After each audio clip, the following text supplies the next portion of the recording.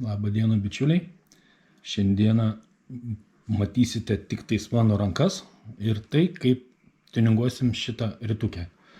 Nusipirkau Shimano Miravel su mintim ta, kad naudosiu ją džigui iki 10 gramų, tikslas gaudyti ešerius, bet man nepatinka tas faktas, kad širitė neturi guolio valo vediklyje. O kaip žinia, guolis valo vediklyje yra tikrai naudingas daiktas, mažiau drožiasi valas, ilgiau tarnauja valas ir, taip sakant, mažiau susisuka valas. Tai aš nieko daug neblūdėjau, aplankiau AliExpressą, užsisakiau štai tokį valo vediklį. Pažiūrėkim, kas ten viduje to valo vediklį maišelyje. Tai poveržlės, pora guolių ir pats vediklis. Beje, vediklis, atkreipkite dėmesį, jau suteptas. Nu ką, ardom Miravelį ir žiūrim, kaip reikės surinkti. Tiesa, tam, kad surinkt schemutę, tai aš pasižiūrėsiu telefone. Jeigu jums bus naudinga, įdėsiu atskirai skryną. Štai kaip atrodo valo vediklio surinkimo schema. O dabar ką, griebiam savo ritukę ir atsukam vedikliuką.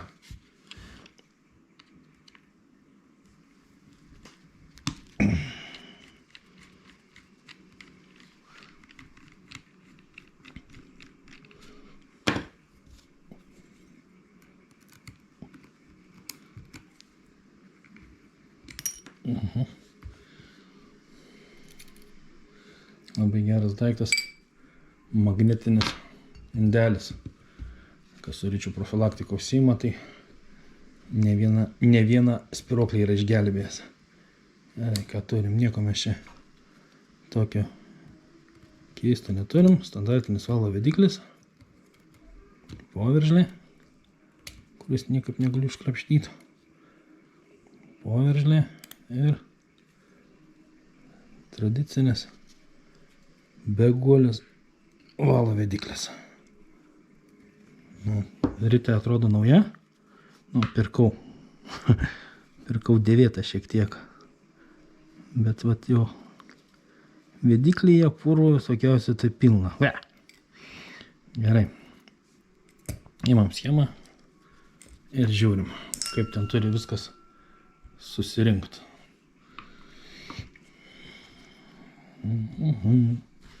Šiek tiek pavalykim. Nes lašelį tepalo vis tiek bet kokį atveju reikės užvarvinti, kad suktųsi ilgai ir nuobodžiai. Gerai, ką mes čia turim? Turim guolį. Tiksliau turim cielus 2 guolius. Ir turim valo vediklį. Vediklis. Vienas guolis. Antras guolis, atkreipkite dėmesį, matot? Žinau, ar matosi guolis su briaunele. Ir iš kito pakiučio išsilupkim poveržlės.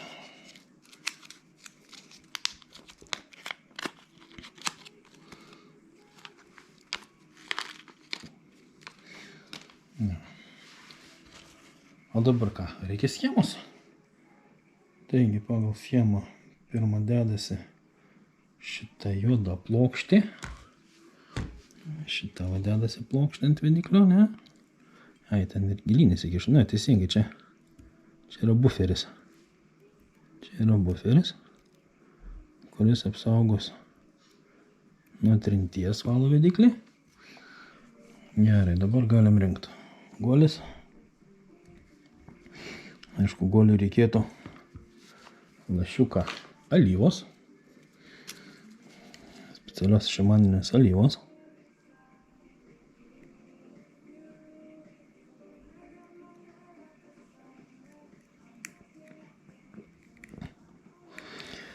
Niekada negalima alyvos per daug privaryti, nes alyva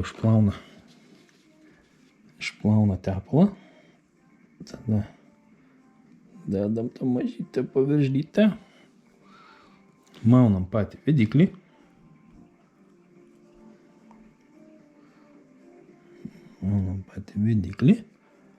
Tada dedam guolį su grioveliu. Matot? Nežinau, matosi, nesimato. Guolis uždengtas. Tas iš tikrųjų nėra blogai, nes per šitą vietą per jį tikrai daug purvo praeitų. Dedam guolį. Dedam poveržlio numeris 6.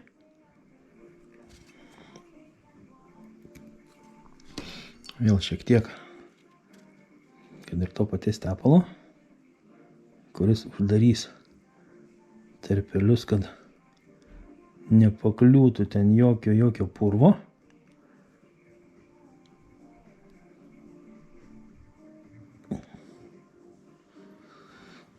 Na ir ką, viršutinę poveržlę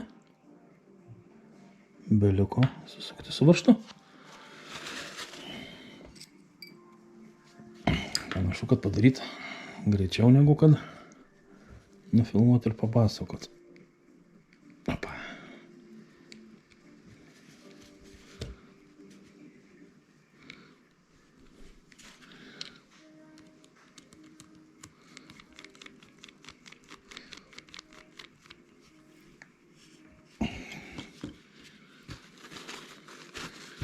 Apsivalykim šiek tiek viską. Ir turim valo vediklį su 2 guoliais.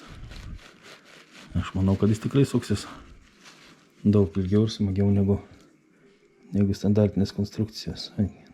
Fainai visai. Tai ačiū, kad žiūrėjot. Kam patiko, spaudžiam like, pakomentuojam ir iki pasimatymo. Ate.